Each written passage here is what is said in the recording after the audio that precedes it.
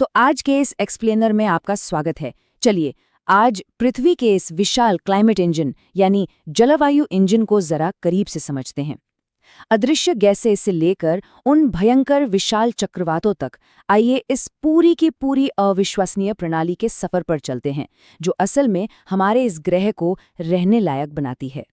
अच्छा, शुरुआत एक बहुत ही बुनियादी लेकिन सोचने पर मजबूर कर देने वाले सवाल से करते हैं। जरा एक पल के लिए बिना इस सुरक्षा कवच के पृथ्वी की कल्पना कीजिए। अगर ये वायुमंडल न हो तो हमारे इस ग्रह को किस तरह की भयानक और एकदम चरम स्थितियों का सामना करना पड़ेगा, सोचिए जरा। सच बताऊं तो बिना वायुमंडल के हमारी पृथ्वी दिन में किसी धधकते हुए आग के गोले जैसी हो जाएगी और रात में बिल्कुल एक जमे हुए हिमयुग जैसी। इसे हम एक कंबल की तरह समझ सकते हैं। जैसे कड़ाके की ठंड में एक कंबल हमारे शरीर के तापमान को कंट्रोल करता है ना, ठीक वैसे ही वायुमंडल पृथ्वी को ढककर रखता है और साथ ही सूरज की उन खतरनाक अल्ट्रावायलेट किरणों से भी हमें बचाता है। ये सच में हमारा रक्षक है। तो चलिए फटाफट इस रोड मैप पर एक नज़र डालते हैं। आज हम 4 अहम पड़ावों से गुजरेंगे। पहला, पृथ्वी का सुरक्षा कवच। दूसरा, वायुमंडल की परतें। तीसरा, वैश्विक दबाव और हवाएं। और चौथा, चक्रवातों की शक्ति।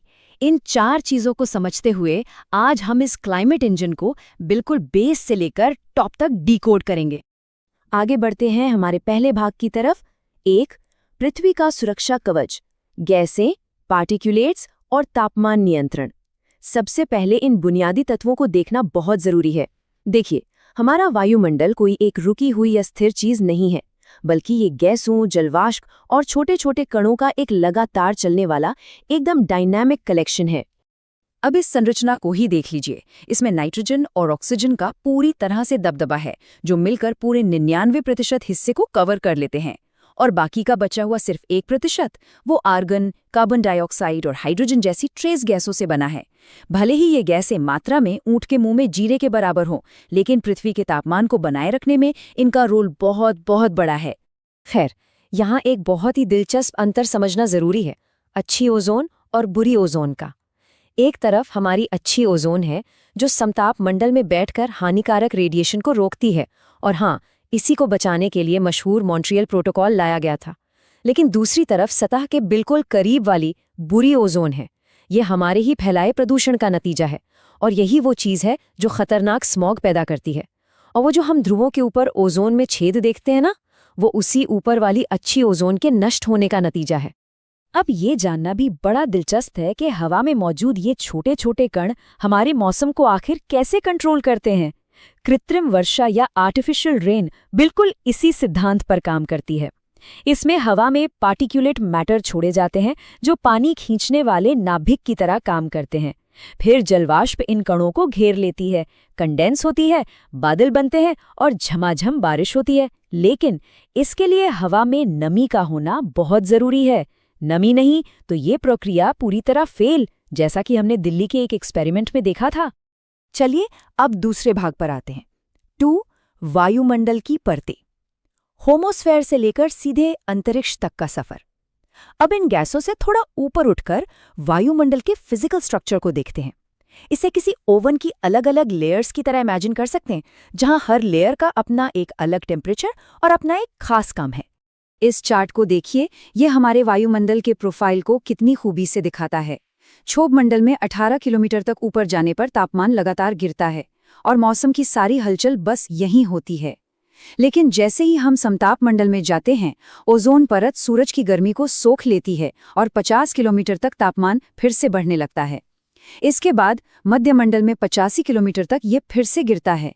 यहीं पर उल्कापिंड आकर जलते हैं, और सबसे ऊपर तापमंडल में अत्यधिक सोलर रेडिएशन की वजह से तापमान एकदम अपने चरम पर पहुंच जाता है ना कमाल का सिस्टम।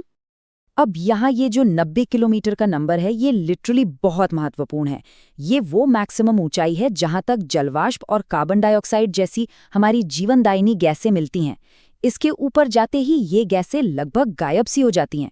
सोचने वाली बात है ना कि हमारे जीवन को सपोर्ट करने वाली ये परत असल में कितनी पतली और नाजुक है।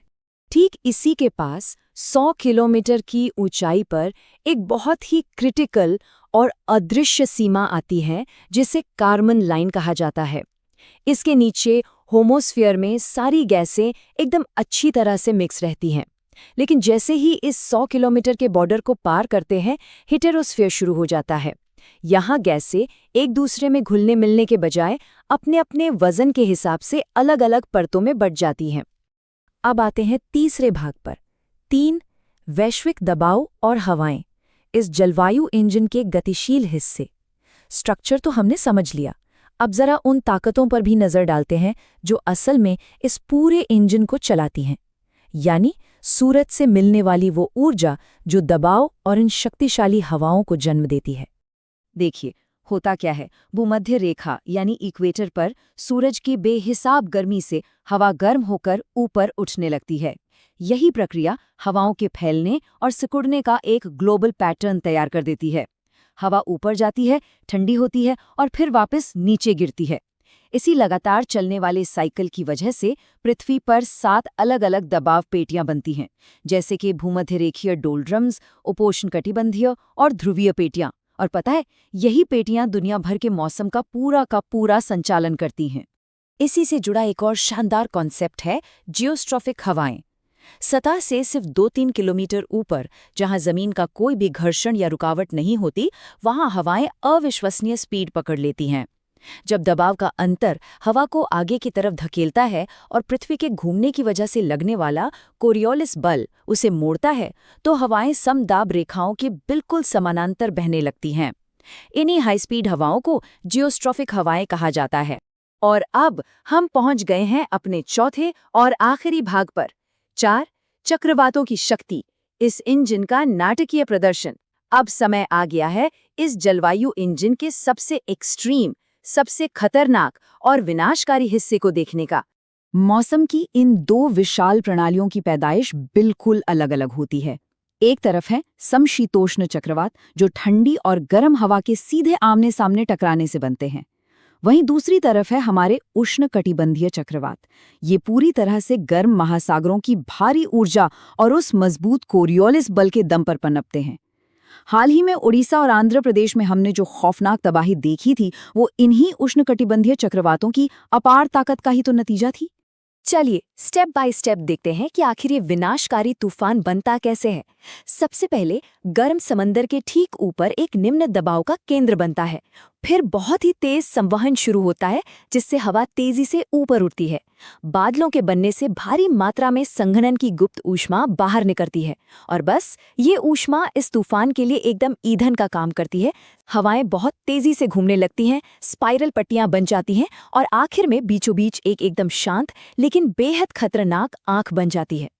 और हाँ, चक्रवातों के ठीक उलट होते हैं प्रतिचक्रवात।